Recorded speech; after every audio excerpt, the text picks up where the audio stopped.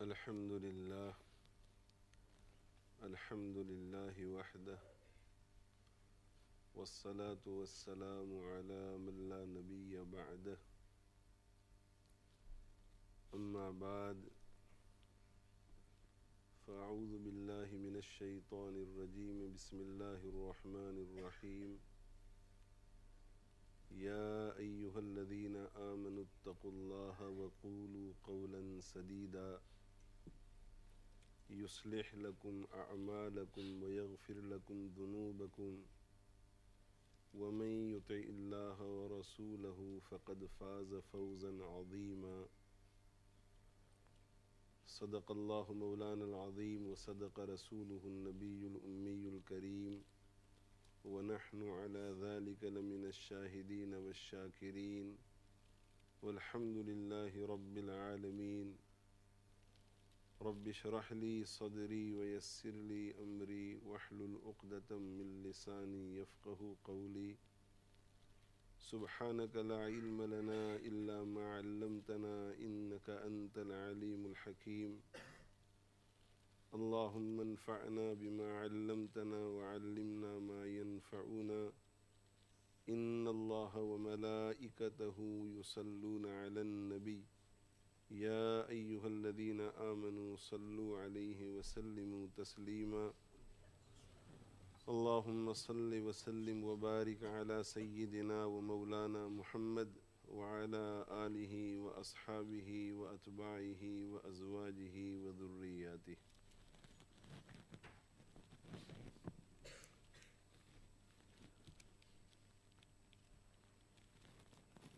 اللہ تعالی شأنہ کے محبوب نبی صلی اللہ علیہ وآلہ وسلم کی اتباع میں نکاح کے خطبے میں قرآن مجید سے 3 آیتیں پڑھی جاتی ہیں۔ سب سے پہلی آیت ہے یا ایھا الذین آمنوا اتقوا اللہ حق تقاتہ، اے ایمان والو تم اللہ کی نافرمانی سے ڈرو اور بچو جیسا کہ اس کی نافرمانی سے ڈرنے کا اور بچنے کا حق ہے۔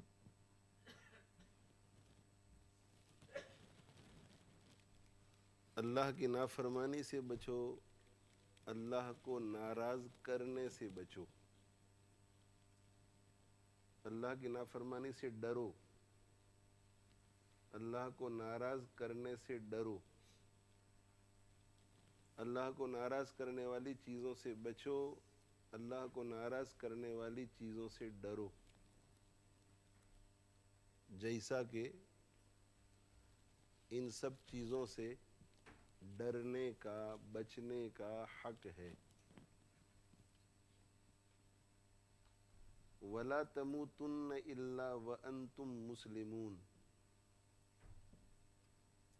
اور تم ہرگز مت مرنا مگر اس حال میں کہ تم مسلم ہو،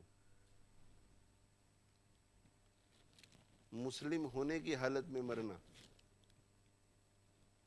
صاحب اسلام ہونے کی حالت میں مرنا، مسلمان ہونے کی حالت میں مرنا۔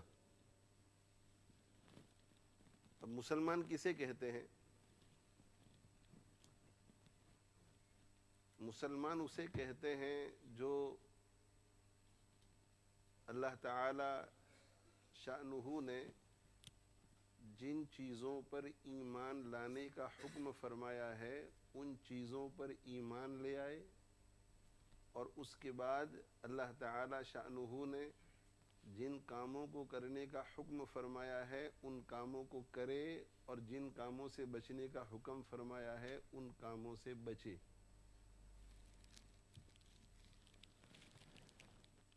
اللہ تعالی شانہ نے جن باتوں پر ایمان لانے کا حکم فرمایا ہے ان باتوں پر ایمان لانا یہ ہے ایمان، یعنی ایسے شخص کو مؤمن کہتے ہیں۔ ہماری روز مرہ کی زبان میں مؤمن کو مسلم کہہ دیں تو بھی ٹھیک ہے، مسلم کو مؤمن کہہ دیں تو بھی ٹھیک ہے، ایمان کی جگہ پر اسلام کا لفظ استعمال کریں تو بھی ٹھیک ہے، اسلام کی جگہ پر ایمان کا لفظ استعمال کریں تو بھی ٹھیک ہے کہ یہ شخص ایمان میں داخل ہو گیا، یہ شخص اسلام میں داخل ہو گیا۔ ایمان کی جگہ پر اسلام کا لفظ، اسلام کی جگہ پر ایمان کا لفظ ہماری آپس کی اپنی گفتگو میں، مگر شریعت مطہرہ کی جو اصطلاحات ہیں اور شریعت مطہرہ کے جو ٹیکنیکل الفاظ ہیں، جو ٹیکنیکل ٹرمز ہیں، ان کو آسان الفاظ میں سمجھا رہا ہوں کہ ایمان کا معنی یہ ہے کہ اللہ تعالی شانہ نے جن کاموں پر عقیدہ رکھنے کے لیے کہا ہے ان کاموں پر عقیدہ رکھنا، یعنی جن باتوں کو ماننے کے لیے کہا ہے، ایمان باللہ، ایمان بالملائکہ، ایمان بالرسل، تو جو شخص ان عقیدوں کو دل سے مان لیتا ہے جن کو ماننے کا اللہ نے حکم فرمایا ہے اور پھر اس کا اعلان بھی کرتا ہے، اس کو مومن کہتے ہیں۔ اور اعلان جو ہے بہت مختصر ہے، لا الہ الا اللہ محمد الرسول اللہ، اشہد ان لا الہ الا اللہ واشہد ان محمدا عبدہ ورسولہ۔ بس جب کسی نے یہ اعلان کر دیا اس کا مطلب یہ ہے کہ میں اللہ پر بھی ایمان رکھتا ہوں اور فرشتوں پر بھی ایمان رکھتا ہوں، رسولوں پر بھی ایمان رکھتا ہوں، تقدیر پر بھی، قیامت کے دن پر بھی، مرنے کے بعد کی زندگی پر بھی، جنت پر بھی، جہنم پر بھی۔ تو جن باتوں کو دل سے بغیر کسی شک شبہے کے ماننا چاہیے اور مان کر اس کا اعلان کرنا چاہیے، تو جب اس کو مان لیتا ہے اور اس کا اعلان کر دیتا ہے یہ مومن ہو گیا، مگر یہ بھی مسلم نہیں ہے، یہ صرف مومن ہے۔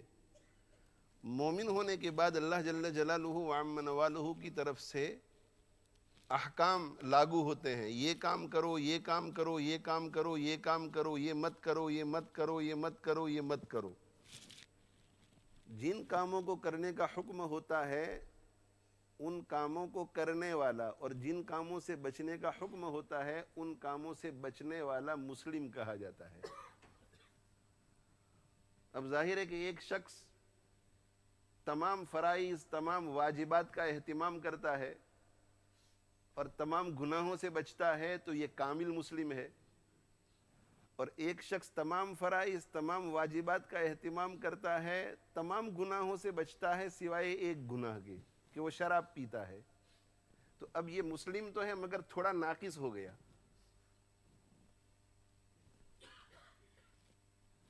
اور دوسرا شخص جو ہے وہ تمام فرائض، تمام واجبات کا اہتمام کرتا ہے، تمام گناہوں سے بچتا ہے، مگر ایک شراب بھی پیتا ہے، زنا بھی کرتا ہے، اب یہ اور ناقص ہو گیا۔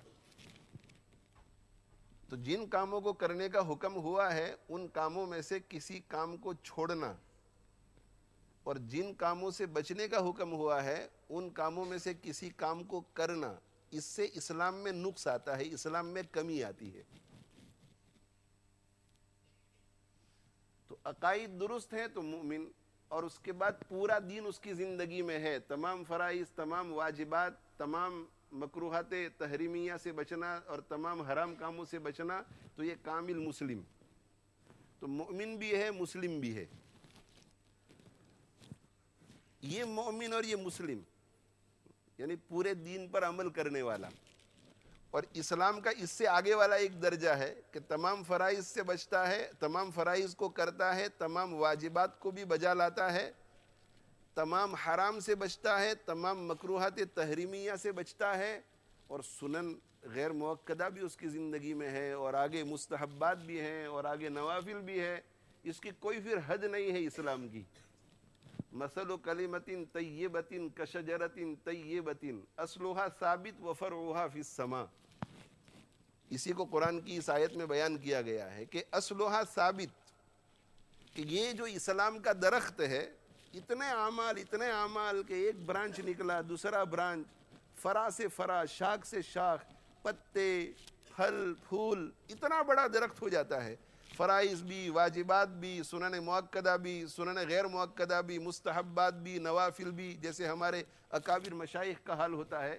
تو وہ درخت اسلام کا اتنا بڑا ہو جاتا ہے کہ درخت جتنا اوپر جاتا ہے اس کے روٹس اتنے ہی نیچے جاتے ہیں، اور درخت جتنا پھیلتا ہے اس کے روٹس بھی اتنے ہی پھیلتے ہیں، جتنا اوپر نظر آتا ہے اتنا ہی نیچے ہوتا ہے۔ تو اصلها ثابت، اس کی جڑ جو ہے اندر سے بہت مضبوط، اور اوپر سے اس کی شاخیں جو ہے وہ بالکل آسمان تک چلی جاتی ہے۔ یہ اعلیٰ درجے کے مسلمان، ہمارے اکابر مشائخ اسلاف جو گزرے ہیں، اللہ تعالی ہمیں بھی ان میں شامل فرمائے ہیں۔ تو ادنا درجے کا جو مسلمان ہے، ادنا درجے کا مسلمان، وہ ہے جو ایمان قبول کرنے کے بعد تمام فرائض کا اہتمام کرتا ہے، تمام واجبات کا اہتمام کرتا ہے، تمام حرام سے بچتا ہے، اور تمام مکروہات تحریمیہ سے بچتا ہے۔ یہ ادنا درجے کا مسلمان ہے۔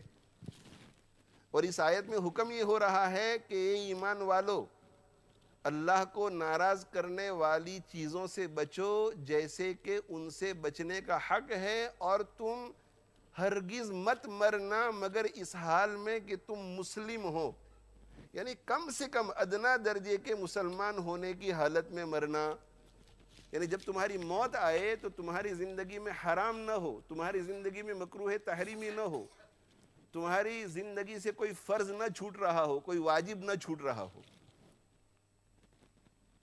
اس تقریر سے میرا مقصود کیا ہے؟ اس تقریر سے میرا مقصود یہ ہے کہ تقوی میں اور اسلام میں کوئی فرق نہیں ہے۔ تقوی کا معنی یہ ہے کہ ہر اس کام سے بچنا جس سے اللہ ناراض ہوتا ہے، اور اسلام کا کیا معنی؟ ہر اس کام کو کرنا جو ضروری ہے، اور ہر اس کام سے بچنا جس سے بچنا ضروری ہے۔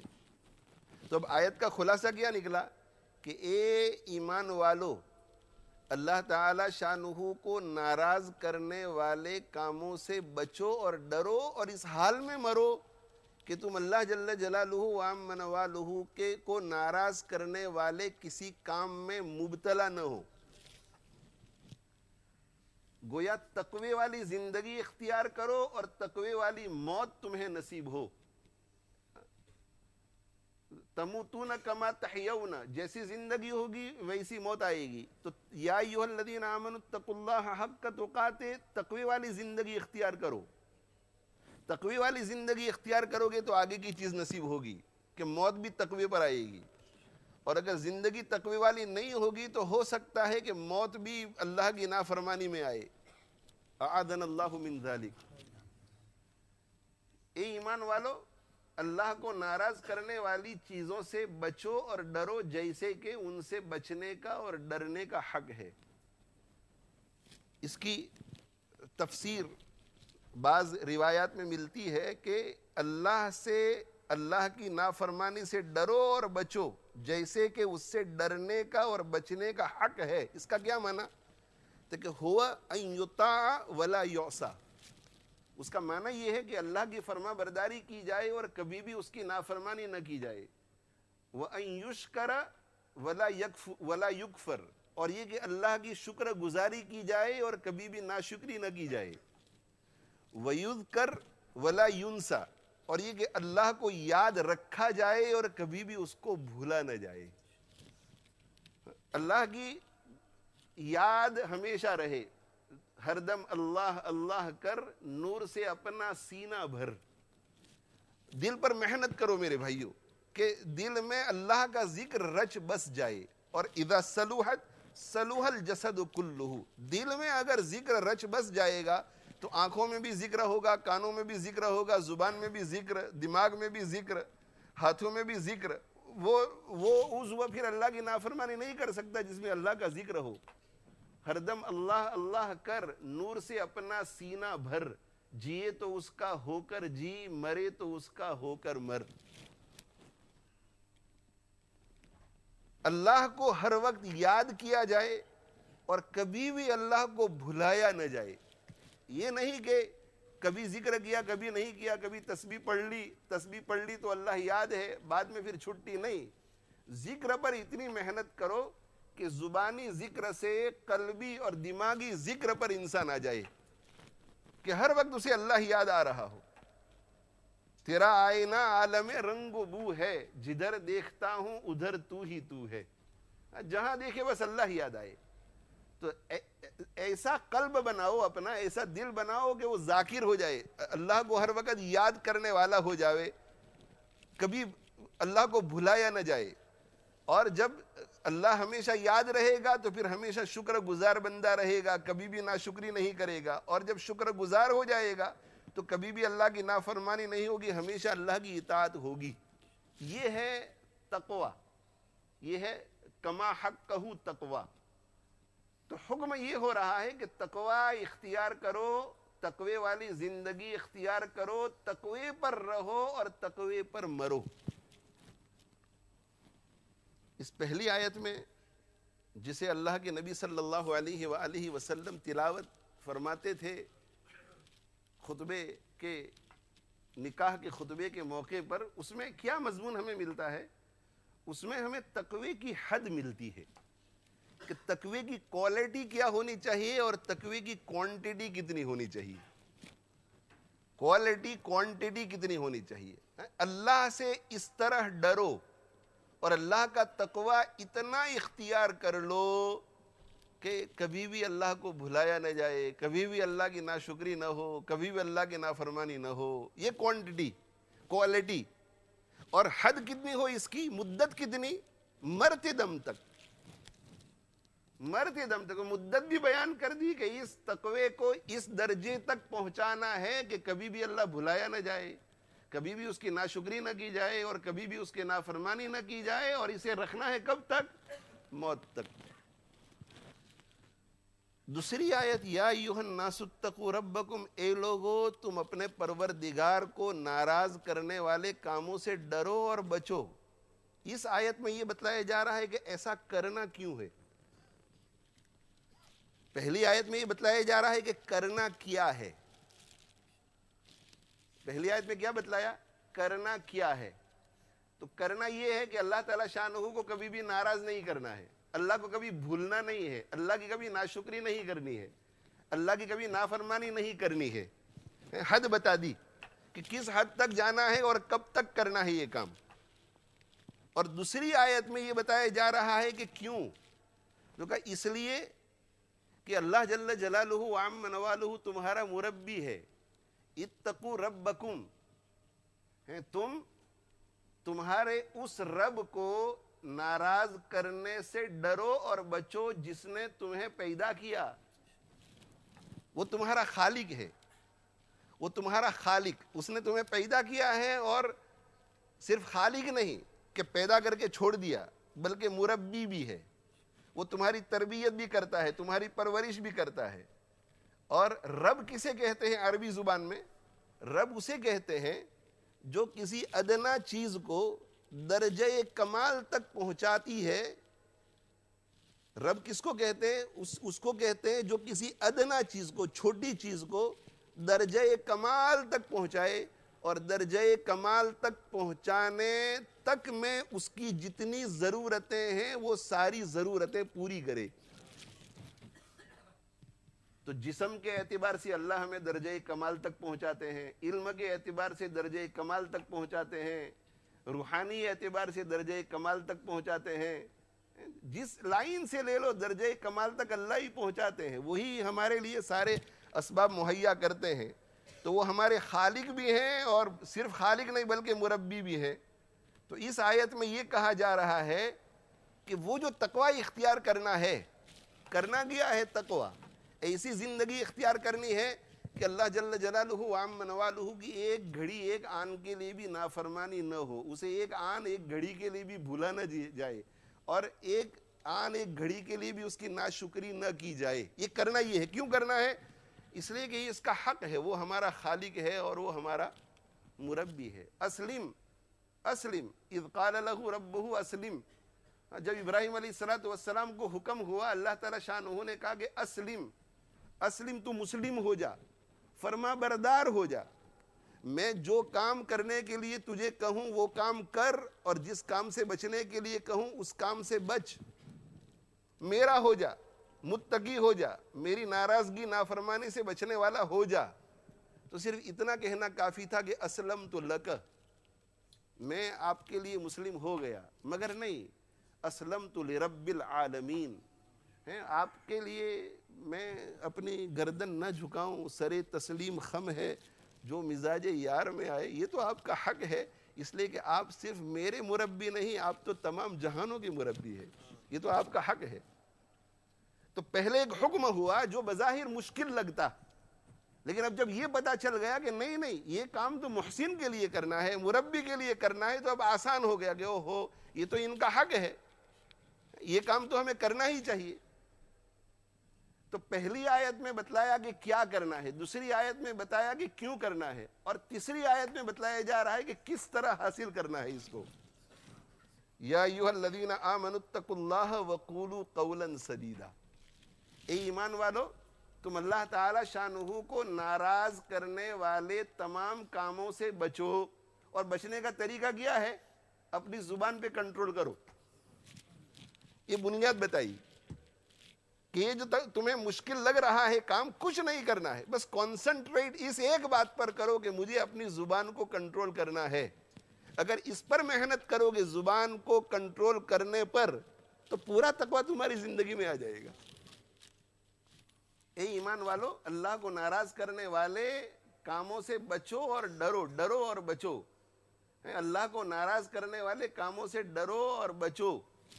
وقولوا قولا سدیدا، طریقہ بتلایا آگے، اور تم زبان سے درست بات کہو، درست سیدھی بات کہو، ایسی بات کہو جو اللہ کو راضی کرنے والی ہو، اللہ کو ناراض کرنے والی باتوں سے بچو۔ یہ زبان کو کنٹرول کرو۔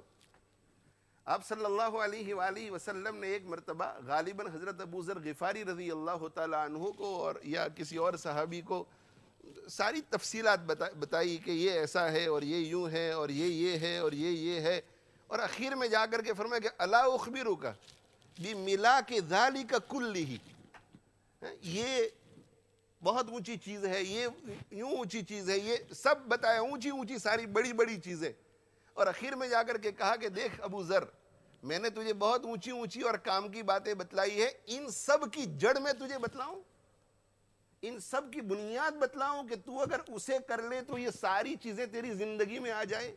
الا اخبرک بملاک ذلک کلہ، تو کہا کہ بلا یا رسول اللہ صلی اللہ علیہ وسلم۔ تو آپ صلی اللہ علیہ وسلم نے اپنی زبان کی طرف اشارہ کر کے ارشاد فرمایا، کف علیک لسانک، کف علیک لسانک۔ ہمارے یہ دعوت و تبلیغ کے ساتھی ہیں، حضرت جی مولانا الیاس صاحب رحمۃ اللہ علیہ کا ایک بہت پرانا سبق رٹا رٹایا ہوا یہ حضرات ہمیں سناتے رہتے ہیں۔ کیا کہتے ہیں یہ حضرات؟ کہ صحابہ کرام رضوان اللہ تعالی علیہ مجمعین میں 6 خوبیاں تھیں، 6 اوصاف تھے۔ اگر کوئی یہ 6 اوصاف اپنی زندگی میں لے آئے گا تو پورا دین بہت آسانی سے زندگی میں آ جائے گا۔ یہ اللہ تعالیٰ شانہ نے حضرت جی مولانا الیاس صاحب رحمۃ اللہ علیہ کے قلب پر القا فرمایا، اور اللہ تعالیٰ شانہ جو ہے اسلام کی جو 14 صدیاں گزری ہیں، ان صدیوں میں مختلف بزرگوں پر مختلف باتیں القا کرتا رہا ہے کہ اگر کوئی یہ 3 کام کر لے گا تو پورا دن اس کی زندگی میں آ جائے گا، اگر کوئی یہ کام کر لے گا تو پورا دن اس کی زندگی میں آئے گا، اگر کوئی یہ کام کر لے گا تو پورا دن اس کی زندگی میں آئے گا۔ یہ اللہ کی طرف سے قلب پر وارد ہوتا ہے۔ تو ان میں سے کوئی 6 نمبر کو لے لے، یا کسی اور بزرگ کے 3 نمبر کو لے لے، یا کسی اور بزرگ کے 4 نمبر کو لے لے، یا کسی اور بزرگ کے 10 نمبر کو لے لے، یہ الگ الگ طبیعتوں کو سامنے رکھ کر اللہ تعالیٰ الگ الگ باتیں ہمارے لیے رکھتا ہے کہ مارکیٹ میں اتنی ساری چیزیں ہیں، پورے دین کو لانے کے لیے اس میں سے جس کو لینا ہو لے لو، محنت کرو، پورا دن آ جائے گا تمہاری زندگی میں۔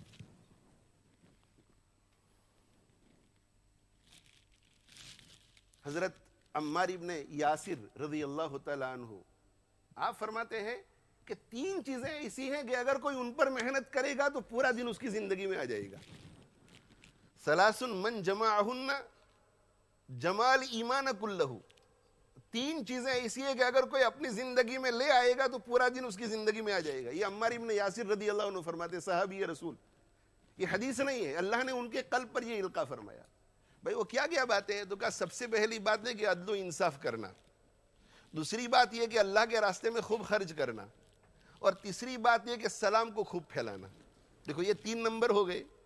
تو حضرت جی مولانا الیاس صاحب رحمۃ اللہ علیہ کے 6 نمبر پر ماشاءاللہ محنت ہو رہی ہے. دعوت و تبلیغ کی تحریک کو اللہ تعالیٰ شانہ نے مقبولیت عطا فرمائی, اس لیے حضرت کے 6 نمبر بہت مقبول ہوئی, اور اس پر محنت کر کے بہت سے لوگوں نے اپنی زندگیوں کو سنوارا اور پورا دین ان کی زندگیوں میں آیا. اور میرے جیسے کمزور لوگ جو جماعتوں میں وقت بھی لگاتے ہیں, وقت نہیں لگاتے ہیں, اور ان باتوں کو صرف سنتے ہیں, بولتے رہتے ہیں, ان 6 نمبر پر محنت نہیں کرتے, جو 10 سال پہلے جہاں تھے آج بھی وہی ہیں, اور جنہوں نے محنت کی ان کی زندگیوں میں دین آیا, اس لیے کہ اللہ کی طرف سے بات حضرت جی رحمۃ اللہ علیہ کے سینے پہ القاء کی گئی تھی, اور اس میں بہت وزن ہے. اس پہ جو بھی محنت کرے گا ان 6 نمبروں پر, اس کی زندگی میں دین ضرور آئے گا. تو جیسے حضرت نے بات بیان فرمائی, اسی طرح اور بھی اولیاء ہیں, ان کے دلوں پر اللہ نے الگ الگ بات القاء فرمائی. اس میں آپس میں کوئی تعارض نہیں ہے, تعارض نہیں. کوئی یہ سمجھے کہ بھئی یہ ایسا کہہ رہے ہیں, یہ ایسا کہہ رہے ہیں, الگ الگ نسخے, الگ نسخے کہ بھئی یہ فلو ہو گیا ہے تو کیا کریں. تو کوئی کہے گا کہ بھئی لیمسپ لے لو, اور کوئی کہے گا کہ 4 فلو لے لو, اور کوئی کہے گا کہ یہ جوشینہ بھی بہت اچھی ہے, کوئی کہے گا جوشاندہ بھی. ان سب کے اندر فلو کی شفا ہے. تو اللہ جل جلالہ وعم نوالہ نے الگ الگ طبیعتوں کو سامنے رکھ کر الگ الگ نسخے الگ الگ روحانی حکیموں اور طبیبوں کے ذریعے ہم تک پہنچائے ہیں. مگر یہاں جو ہے وہ طبیبوں کے بادشاہ, روحانی طبیبوں کے بادشاہ فرما رہے ہیں کہ اے ابو ذر, کیا میں تمہیں ایسی چیز نہ بتاؤں جس پر محنت کرنے سے پورا دین تیری زندگی میں آ جائے. الا اخبرک بملاک ذالک کلہ, یہ الہام ہوا تھا, القاء ہوا تھا اللہ کی طرف سے. سوال ہی پیدا نہیں ہوتا, صاحب وحی, وما ینطق عن الہوی ان هو الا وحی یوحی, جو بھی آپ فرماتے ہیں وحی. عبداللہ ابن عمرو ابن العاص رضی اللہ تعالیٰ عنہ حدیثوں کو لکھا کرتے تھے شروع میں.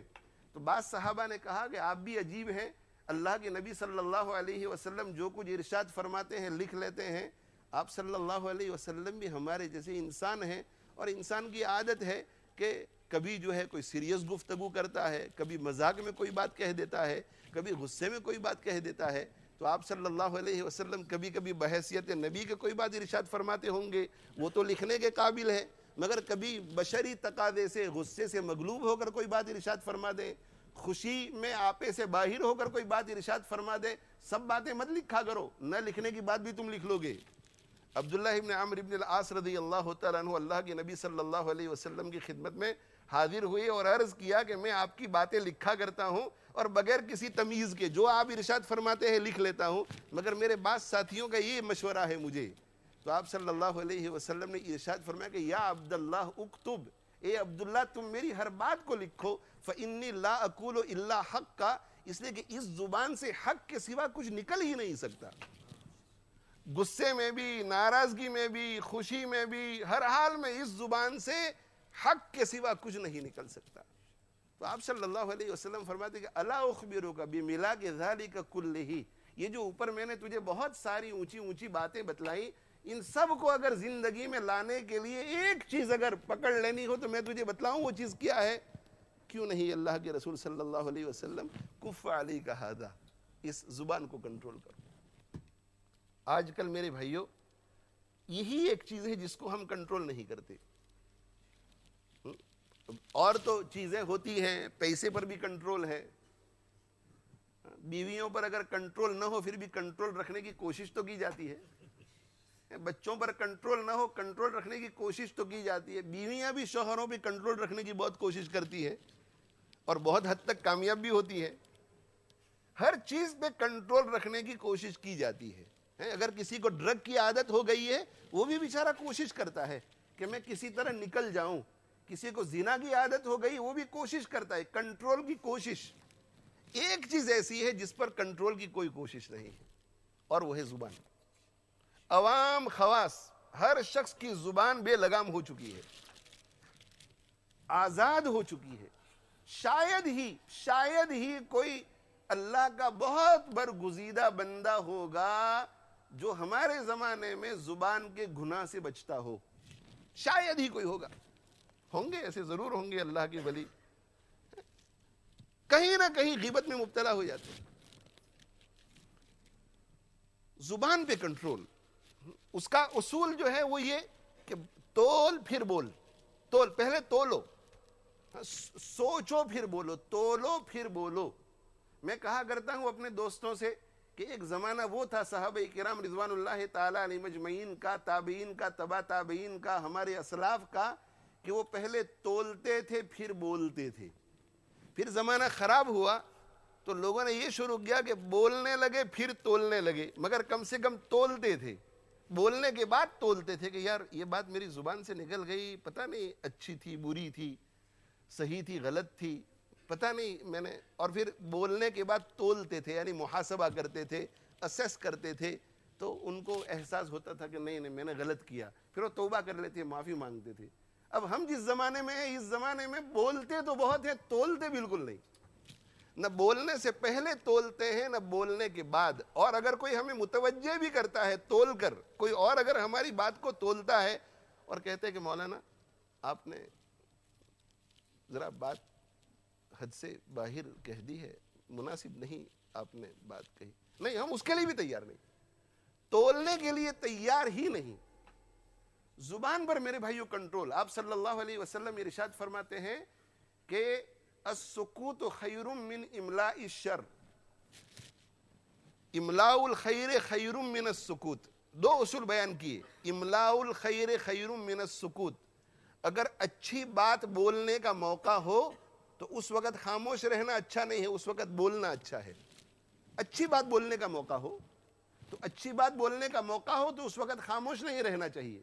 امر بالمعروف کر رہے ہیں، نہی عن المنکر کر رہے ہیں، کسی کو بھلائی کی بات کہہ رہے ہیں، یا ہمارے دو الفاظ کہنے سے کسی کو تسلی ملتی ہو، یہ زبان جو ہے، زبان بڑے بڑے کام کر جاتی ہے.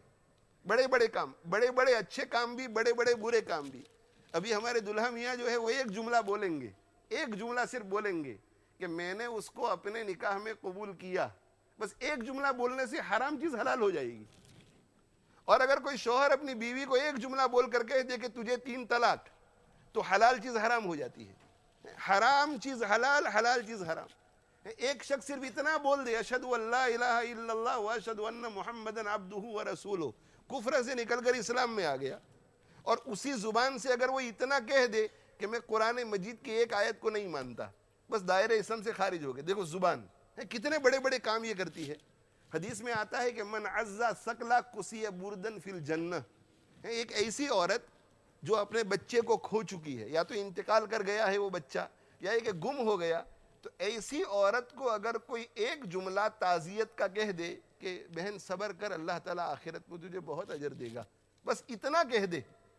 من عزا ثقلا، ایسی عورت کو جس نے بچہ کھو دیا ہے، اگر کوئی ایک جملہ، 2 جملے، 3 جملے اچھے کہہ دے جس سے اسے تسلی ہو، تو کوسی بردن فی الجنت، اسے جنت میں ایک چادر، ایک شال پہنائی جائے گی. تو ہند و پاک اور عرب دنیا سے جن لوگوں کا تعلق ہے وہ جانتے ہیں کہ شال جو ہے وہ زائد لباس ہوتا ہے، زائد. کوسی بردن فی الجنہ، اس کا مطلب یہ ہے کہ اسے جنت کا سوٹ پہنایا جائے گا، اور جنت میں محل دیا جائے گا، اور جنت کی بڑی بڑی نعمتیں، اور پھر ساتھ میں شال بھی ہوگی. جنت میں اسے جنت کی چادر پہنائی جائے گی. صرف دیکھو 2-4 بول، 2-4 بول کتنے. یہ زبان، اللہ اکبر. من قرأ حرفا من کتاب اللہ فلہ بہ حسنۃ. ایک حرف پڑھو 10 نیکیاں، ایک حرف پڑھو 10 نیکیاں، ایک حرف پڑھو 10 نیکیاں. سبحان اللہ والحمد للہ تملأان ما بین السماوات والارض. سبحان اللہ الحمد للہ، بس اتنا کہہ دیا سبحان اللہ والحمد للہ، تو آسمان اور زمین کے درمیان کی جو جگہ ہے وہ پوری ثواب سے بھر جاتی ہے. اللہ اکبر. آپ صلی اللہ علیہ وسلم ارشاد فرماتے ہیں کہ کبھی کبھی ان الرجل لیتکلم بکلمۃ، ایک شخص اپنی زبان سے ایک جملہ بولتا ہے. یہاں کلمہ بمعنی کلام ہے. ایک شخص اپنی زبان سے ایک جملہ بولتا ہے، ایک سینٹنس بولتا ہے. لا یہوی لہا بالن، اس کی طرف اسے توجہ بھی نہیں ہوتی کہ میں کیا بول گیا ہوں، مگر وہ ایک جملہ اللہ کی نظر میں اتنا اونچا ہوتا ہے کہ اس کی وجہ سے وہ جنت میں چلا جاتا ہے. اور دوسرا آدمی اپنی زبان سے ایک جملہ بولتا ہے اور اس کی طرف اسے توجہ نہیں ہوتی کہ میں کتنی بری بات بول گیا ہوں، مگر اس ایک جملے کی وجہ سے وہ جہنم کی گہرائی میں چلا جاتا ہے. تو بولنے سے پہلے سوچو بولنے سے پہلے کہ میں جو بات بولنے جا رہا ہوں یہ بات اچھی ہے یا بری ہے. یہ بات اللہ مجھے بھی توفیق دے. ہر شخص کی زبان جو ہے وہ کینچی کی طرح چلتی ہے، کینچی کی طرح چلتی ہے، کینچی کی طرح چلتی ہے. من سمت نجا. آپ صلی اللہ علیہ وسلم ارشاد فرماتے ہیں کہ جو خاموش رہا اس نے نجات پا لی. یعنی جو کم بولتا ہے وہ نجات پائے گا. کیوں؟ اس لیے کہ بہت بولنے والا غلطی کرے گا. غلطی کینچی کی طرح چلتی. یہ ایک عضو ایسا ہے جو کبھی تھکتا نہیں ہے. آپ دیکھیں گے کہ آنکھیں تھک جاتی ہے، آنکھیں تھک جاتی ہے، اور بہت زیادہ بولنے سے گلا بھی تھک جاتا ہے، بہت زیادہ بات سننے سے کان بھی تھک جاتے ہیں. لوگ کہتے ہیں کہ کان میرے پک گئے اس کی باتیں سن کے. کان بھی پک جاتے ہیں، تھک جاتے ہیں، سر میں بھی درد شروع ہو جاتا ہے، آنکھوں میں بھی درد، حلق میں بھی درد، ہاتھوں میں بھی درد. ہر عضو تھکتا ہے. اگر کوئی عضو نہیں تھکتا ہے تو وہ زبان کبھی نہیں تھکتی. چلتی رہتی ہے اور بڑے بڑے گناہ کرتی ہے. غیبت، بہتان، جھوٹ، دھوکہ بازی، گالی، سباب المسلم فسوق. آپ صلی اللہ علیہ وسلم ارشاد فرماتے ہیں کہ ایک مسلمان کو زبان سے برا بھلا کہنا یہ بہت بڑا گناہ ہے، بہت بڑا گناہ. حضرت عائشہ رضی اللہ تعالی عنہا نے ایک مرتبہ صرف اشارہ کیا حضرت صفیہ رضی اللہ تعالی عنہا کے بارے میں. انگلی سے ایسا اشارہ کیا اور اشارہ کیا کہ وہ ٹھنگنی، وہ چھوٹے قد والی، سوکنوں میں آپس میں رقابت رہتی ہے تو ٹھنگنی. تو آپ صلی اللہ علیہ وسلم نے فرمایا کہ تم نے ایک ایسی بات کہہ دی، تو زبان سے تو نہیں کہی، اشارے سے کہی کہ وہ، تو زبان سے اتنا تو بولی کہ وہ، یعنی وہ جو شورٹ ہے، وہ شورٹی ٹھنگنی کہ وہ. تو کہا کہ تم نے زبان سے ایسی بات کہی کہ اگر اسے سمندر میں ڈال دیا جائے تو پورا سمندر کڑوا ہو جائے، پورا سمندر کڑوا ہو جائے. اس لیے میرے بھائیوں سوچ کر بولو، سوچ کر، اور اس طرح بولو جیسے کہ آپ کورٹ میں کھڑے ہیں. یہ کب ہوگا؟ جب اللہ کا ذکر دل میں پیدا ہوگا اور دل ذاکر ہوگا اور یہ محسوس کرے گا کہ میرا اللہ مجھے دیکھ رہا ہے. کورٹ میں جب کوئی سوال کرتا ہے لوئر تو بہت سوچ کے بولتا ہے کہ مجھے کیا بولنا چاہیے، کہیں یہ جملہ بولنے سے میری گرفت تو نہ ہو جائے. جج کے سامنے آپ کھڑے ہیں، کورٹ میں کھڑے ہیں، تو سوچ کے بولتے ہیں. تو یہ ذہن میں رکھو، ذہن میں بٹھاؤ کہ وہ جو سپریم کورٹ کا جج ہے جس کے سامنے قیامت کے دن مجھے کھڑا ہونا ہے، وہ میری ہر نقل و حرکت کو دیکھ رہا ہے اور میرے ہر لفظ کو سن رہا ہے. مجھے ایک ایک لفظ تول کے بولنا چاہیے، تول کے بولنا چاہیے. تو سوچو کہ میں جو بات کہنے جا رہا ہوں خیر کی ہے یا شر کی. اگر خیر کی ہے تو بولو، اس لیے کہ املاء الخیر خیر من السکوت. اب خاموش رہنا اچھا نہیں ہے، بولنا اچھا ہے. اور اگر ایسا لگے کہ نہیں شر کی بات ہے تو وہی املاء الشر والسکوت خیر من املاء الشر. خاموش رہنا یہ بری بات کہنے سے بہتر ہے.